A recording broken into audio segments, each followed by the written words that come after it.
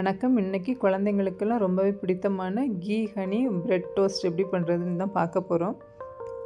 இது பட்டர் வச்சும் செய்யலாம். நான் இன்றைக்கி கீ வச்சு தான் செய்திருக்கிறேன். இது செய்கிறதுக்கு ஃபஸ்ட்டு ஒரு சின்ன சட்டியை அடுப்பில் வச்சு சூடானதும் தேவையான அளவு கீ அதில் போட்டுவிடணும்.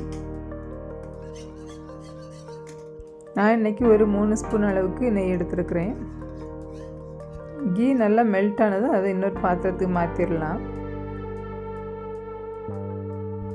அடுத்து சூடாக்கி வச்சுருக்கிற இந்த நெய் கூட இனிப்புக்கு தேவையான அளவு தேன் எடுத்துடணும்.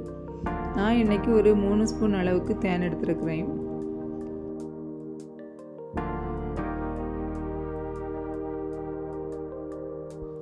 உங்களுக்கு இனிப்பு கொஞ்சம் அதிகமாக தேவை இருக்குன்னா 1 ஸ்பூன் கூட சேர்த்துக்கலாம். எடுத்துக்கிட்ட நெய்யையும் தேனையும் நல்லா கலந்து விட்டுறலாம்.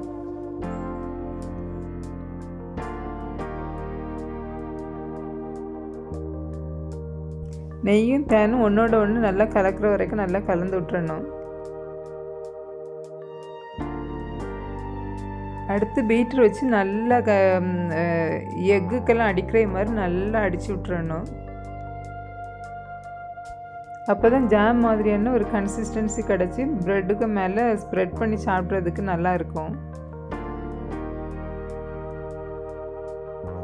பாருங்கள், பீட்டர் வச்சு அடித்ததில் இது மாதிரி ஜாம் மாதிரி நெய்யும் தேனும் மிக்ஸ் ஆகி சூப்பராக கிடச்சிருக்கு. அடுத்து அடுப்பில் தோசைக்கல் வச்சு அதில் கொஞ்சம் நெய் தடவிட்டு 2 ப்ரெட்டை வச்சு நல்லா டோஸ்ட் பண்ணி எடுக்கணும். ப்ரெட்டில் 2 சைடும் நெய் படும்படியே கொஞ்சம் பொன்னிறமாக டோஸ்ட் பண்ணி எடுத்துடணும்.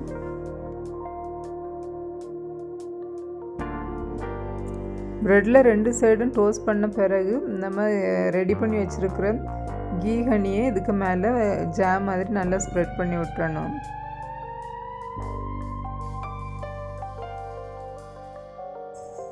இது ஜாம் மாதிரி பார்க்குறதுக்கும் டேஸ்ட்டும் இருக்கிறதுனால குழந்தைங்க ரொம்பவே விரும்பி சாப்பிடுவாங்க.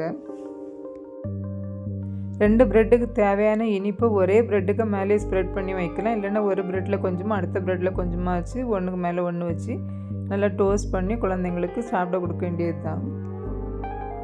ப்ரெட்டு 2 சைட்லேயும் நல்ல பொன்னிறமாக டோஸ்ட் ஆகி உள்ளே இருக்க நெய்யெல்லாம் சூடான உடனே நம்ம எடுத்து சர்வ் பண்ண வேண்டியது தான். இப்போ ghee honey bread toast ready ஆகிட்டு இதை பிளேட்டுக்கு மாற்றிடலாம். அடுத்து இதுக்கு மேலே டெக்கரேஷனுக்காக நம்ம ரெடி பண்ணி வச்சுருக்கிற அந்த கீ ஹனியையும் மேலே கொஞ்சம் நல்லா ஸ்ப்ரெட் பண்ணி விட்டுடலாம். இது குழந்தைங்களுக்கு ரொம்பவே பிடித்தமான ஒரு ஸ்நாக்ஸாக இருக்கும். நீங்களும் ட்ரை பண்ணி பாருங்கள். பிடிச்சிருந்தால் லைக் பண்ணுங்கள், கமெண்ட் பண்ணுங்கள். நன்றி.